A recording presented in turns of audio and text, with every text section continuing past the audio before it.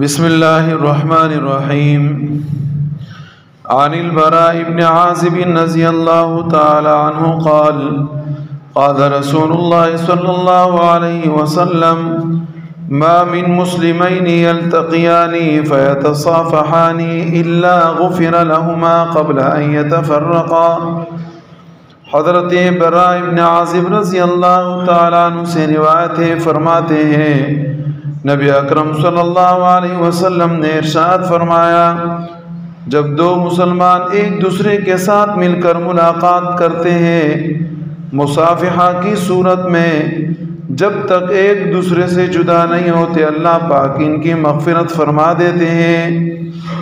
یہ حدیث مبارکہ ہے۔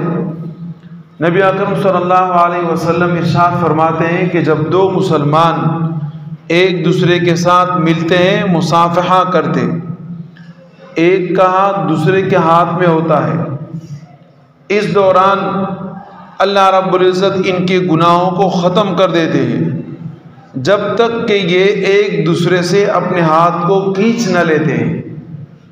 نبی اکرم صلی اللہ علیہ وسلم کی عادت مبارکہ یہ تھی کہ اگر کوئی نبی علیہ السلام سے مصافحہ کرتا، ہاتھ ملاتا، جب تک وہ اپنے ہاتھ کو نہ چھڑاتے، نبی علیہ السلام ان کے ہاتھ کو اپنے ہاتھ میں رکھتے ہیں۔ علماء فرماتے ہیں یہ حدیث سند کے اعتبار سے اگرچہ ضعیف ہے، لیکن یہ بات تو اٹل ہے کہ اچھے کاموں کی وجہ سے، نیک کاموں کی وجہ سے چھوٹے چھوٹے گناہ ختم ہو جاتے ہیں، اور اس سے مراد بھی وہ چھوٹے گناہ ہیں۔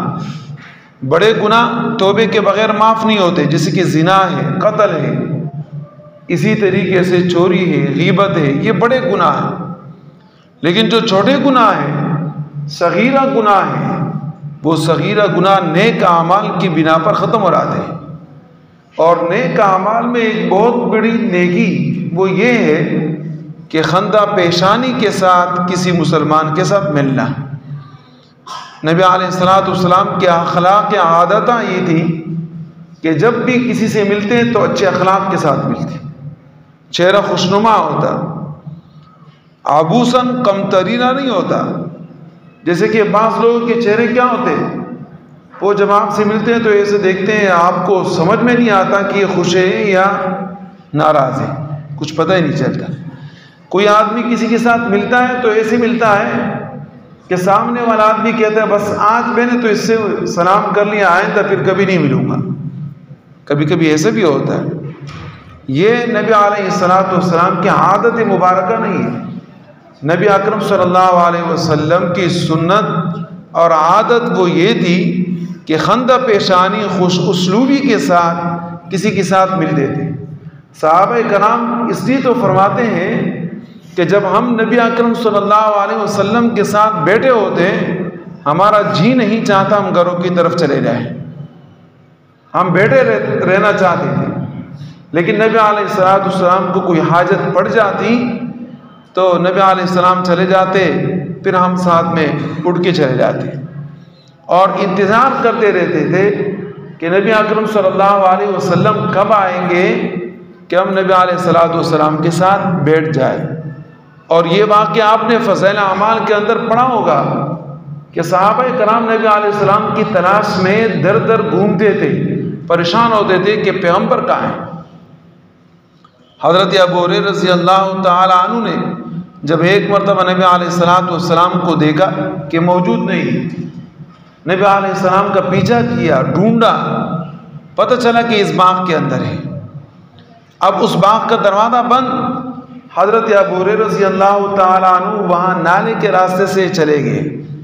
کسی نے بتایا نبی علیہ السلام یہاں پر ہے۔